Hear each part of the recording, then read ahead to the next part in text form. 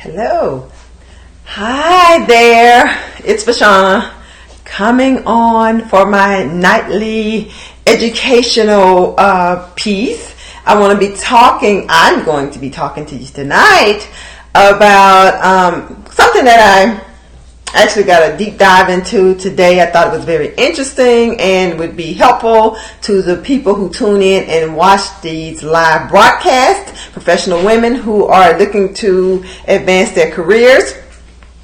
And so what I want to talk to you tonight about is, does your boss or coworker drive you nuts? And if they do, then I want to talk to you and explain to you maybe some of the rationale behind it and something that you can do to help to save your sanity. So I am not going to delay. I have a little diagram that I'm going to share with you, so hopefully you guys can see it. But anyway, I'm going to go ahead and get started. I hope you guys had a wonderful day today and that you're relaxing and unwinding and getting prepared for your day tomorrow.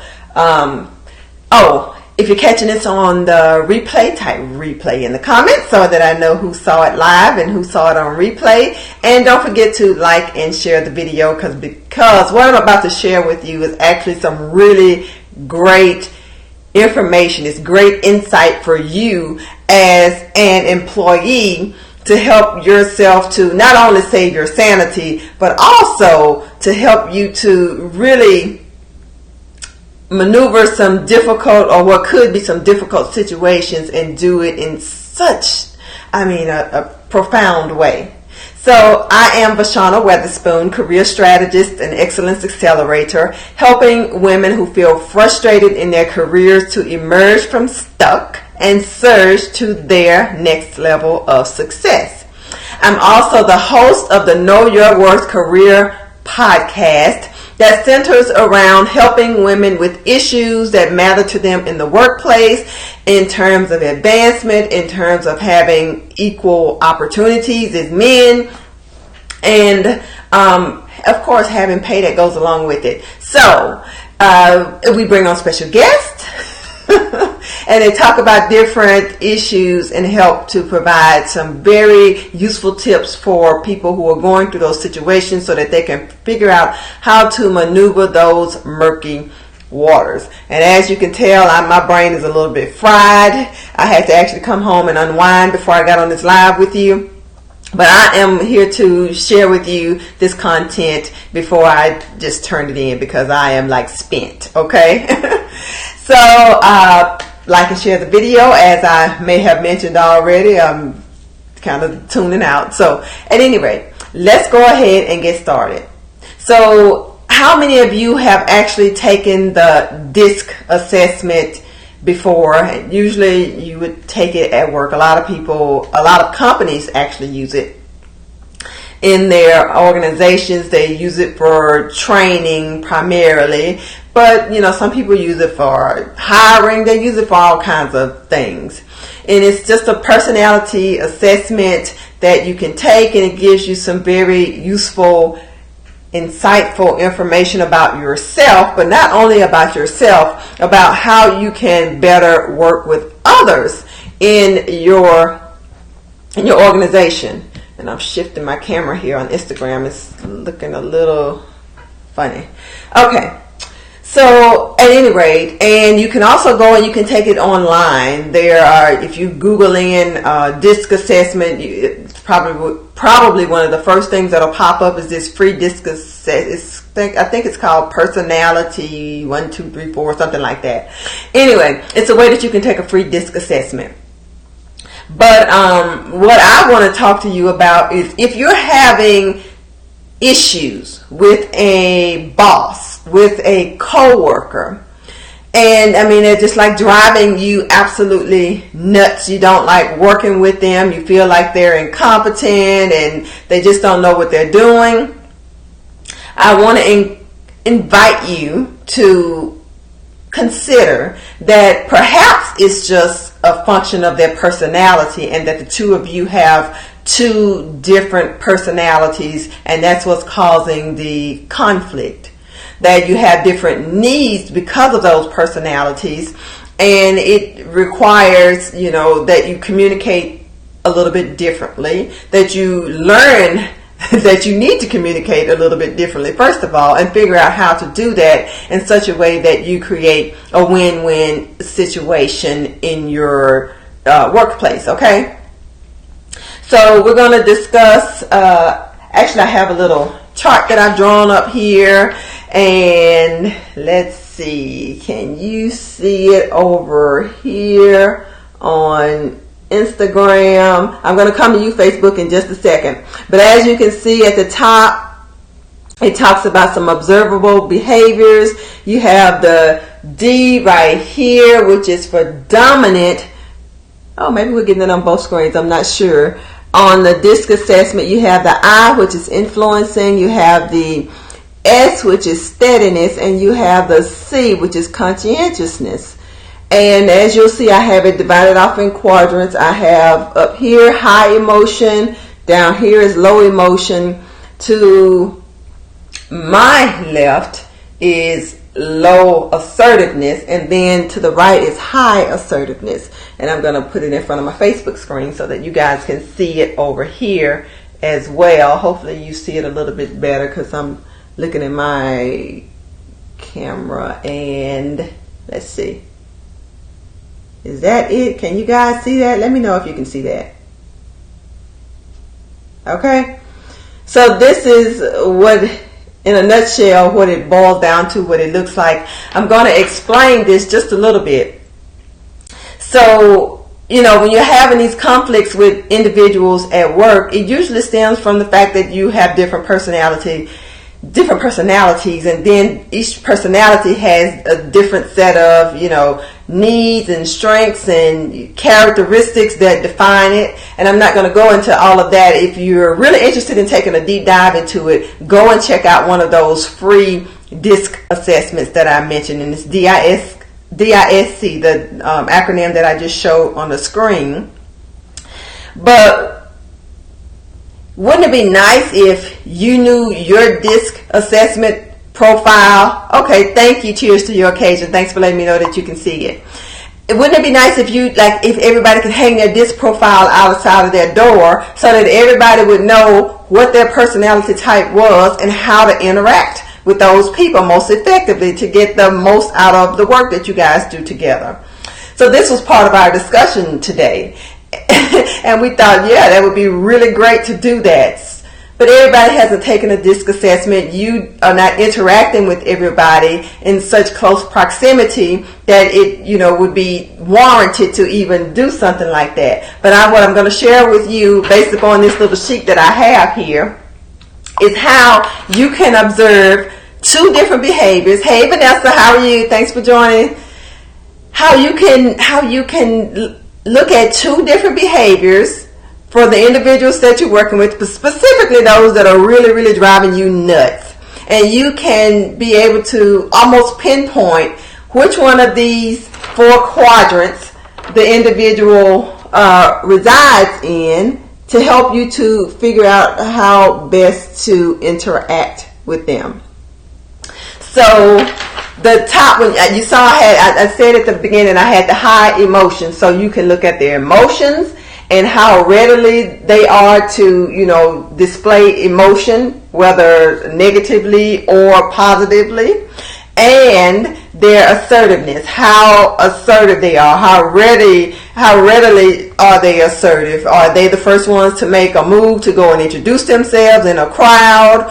Are they, can you go to them and tell them something and they just kind of, fly off the handle? We all know people like that, right? So those two behaviors, emotions and their assertiveness, are two things that you can look for with anybody in your organization and use those two to determine what kind of personality type that they have so you can know how to interact better with them. The people that are on the high level of emotion are the ones that are dominating, and as you can imagine, those are just people who they're take charge kind of people. And then you have the influencing, which are the ones, like teachers, people who are very persuasive. They use language and words to persuade people to adopt their ideas and thoughts. And so That's what the I stands for, and I apologize if you can't see this very clearly. I'm trying to keep it held up so both cameras can catch it. But at any rate, and then the ones at the bottom are the low emotion people.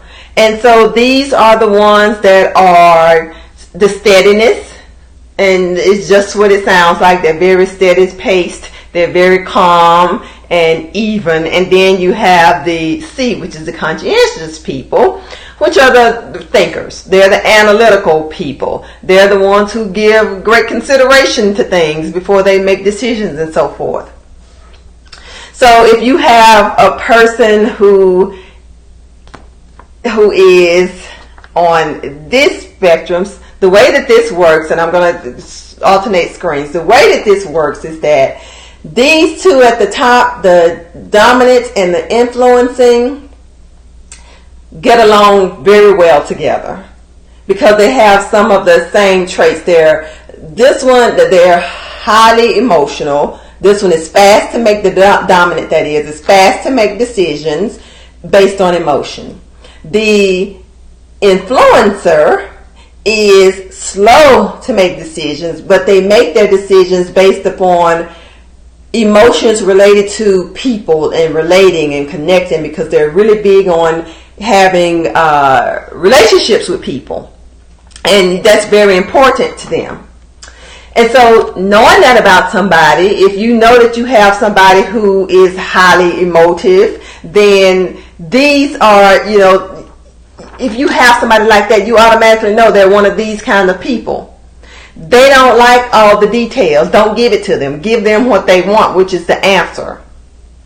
At the bottom down here, then you have the people who are your conscientious person. The C is the person who is slow to make decisions, but they make decisions based upon facts and data. So these two at the bottom like facts and data. So if you're going to approach one of these individuals to talk about something, bring your research, bring your information to validate what it is that you're saying to them, because that's how you're going to catch their attention.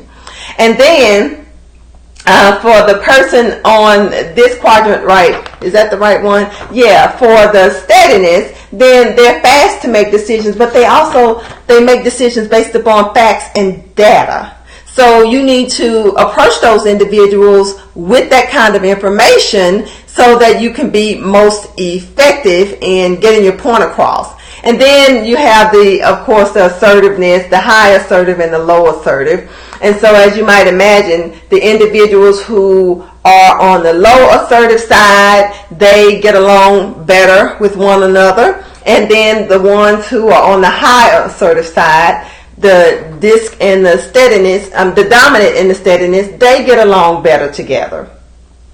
So that's what these arrows are that I have here. Now, where you're going to run into a little bit of trouble is where you have the ones that are opposing. So steadiness and influencers don't really relate well together, and neither do the dominant and the conscientious, because they're just opposite ends of the spectrum. I hope this is not confusing anybody, and I hope this is making sense, because when I heard it today, I thought, oh my goodness, it's so insightful. So just imagine, it really could take a class. It could take a whole class to try to explain it. I'm trying to explain it with one little sheet of paper to hopefully, get the point across. But being able to, bottom line, looking at how people are, how quickly they express their emotion and how assertive they are, whether it's high or low. Screenshot this. Go back and look at it later. This will help you to determine the kind of individual you're working with and how you can work best with them. That's the bottom line.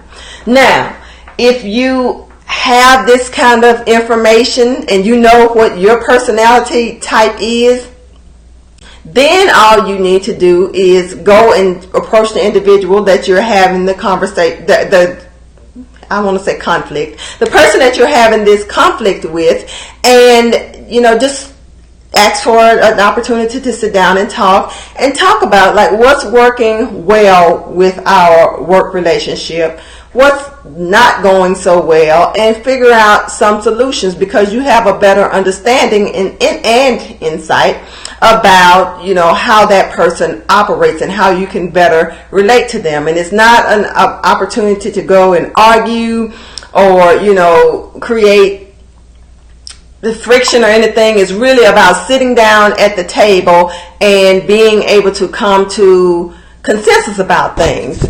Let's see. I think I'm D. I know some C's, but won't say because some are my Facebook friends. Absolutely. So anyway, but it's good to know what you are. It's good to know what you are, and it's good to be able to know what other people are, so you can figure out how to work better with them, so that don't drive you crazy and you don't drive them nuts. Okay. That's the bottom line. That's all I'm going to share with you right now about this. Go and check out one of those free DISC assessments. We might actually do a training on this where we can go more in depth and give you actual spreadsheets that you can have and look at and follow along with, so that you better understand how to resolve some of the conflicts that you might be experiencing in your workplace.